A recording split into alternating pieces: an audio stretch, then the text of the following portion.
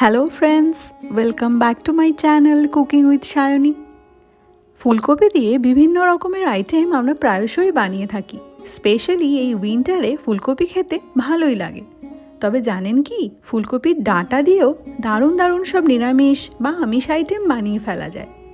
আজকের ভিডিওতে আমি সেই রকমই একটি আইটেম শেয়ার করেছি যেটা তৈরি হয়েছে ফুলকপির ডাঁটা দিয়ে। তাহলে চলুন দেখে নেওয়া যাক ফুলকপির ডাঁটা ফেলে না দিয়ে কিভাবে বানিয়ে নেওয়া যায় দারুণ সুস্বাদু নিরামিষ আইটেম। ফুলকপির ডাঁটার এই তরকারিটি বানানোর জন্য বেশ কিছুটা জোগাড় আমি করে রেখেছি। প্রথমেই ফুলকপির ডাঁটাগুলোকে সরু সরু লম্বা লম্বা করে কেটে প্রেসার কুকারে সামান্য লবণ দিয়ে 4টে হুইসেল দিয়ে বয়েল করে রেখেছি। আর ডাঁটার সাথে সামান্য একটু পাতাও রেখেছি। নিয়েছি ডুমো করে কেটে রাখা কুমড়ো,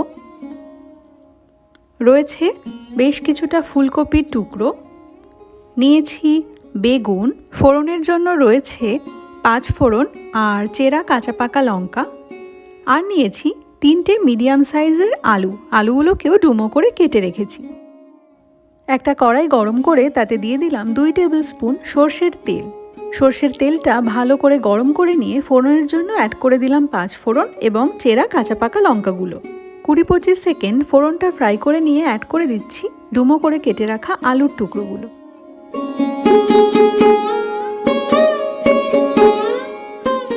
আলুটাকে 2-3 মিনিট নেড়ে চেড়ে ফ্রাই করে নিলাম।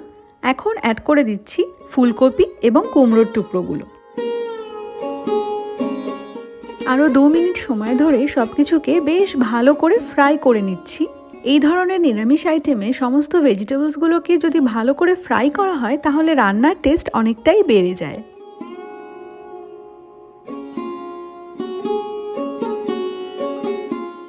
অ্যাড করছি স্বাদ অনুসারে লবণ।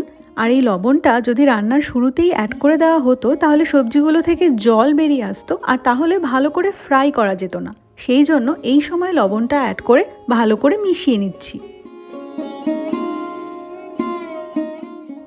এরপরে 5 মিনিটের জন্য লো মিডিয়াম হিটে ঢাকা দিয়ে রান্না করছি। 5 মিনিট পরে ঢাকনা খুলে অ্যাড করে দিচ্ছি আগে থেকে সেদ্ধ করে রাখা ফুলকপির ডাঁটাগুলো। অ্যাড করে দিচ্ছি বেগুনের টুকরোগুলো।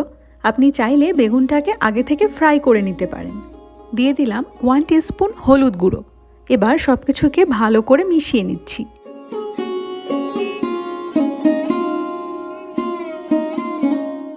মিনিট নাড়াচাড়া করে রান্না করে নিলাম। এখন হলুদ গুঁড়োর কাঁচা গন্ধ সম্পূর্ণ চলে গেছে। এই সময় অ্যাড করে দিচ্ছি স্লাইস করে কেটে রাখা একটা মিডিয়াম সাইজের পেঁয়াজ এবং একটা ছোট সাইজের টমেটো কুচি। এই টমেটো এবং পেঁয়াজটা রান্নার শেষের দিকে অ্যাড করার কারণে সম্পূর্ণ গলেও যাবে না, আবার খাওয়ার সময় মুখেও পড়বে, যে কারণে এটা খেতেও খুব ভালো লাগবে। আপনি চাইলে পেঁয়াজটা স্কিপ করতে পারেন।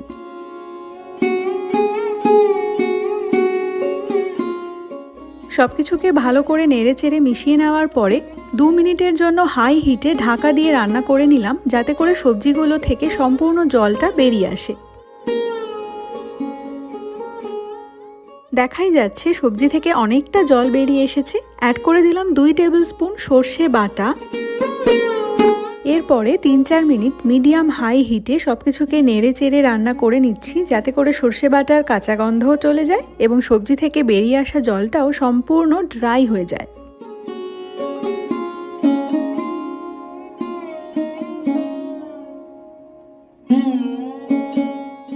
সব শেষে অ্যাড করে দিচ্ছি বেশ কিছুটা ধনেপাতা কুচি। আরও একবার সব কিছুকে নেড়ে মিশিয়ে নিলেই রেডি ফুলকপির ডাঁটার তরকারি।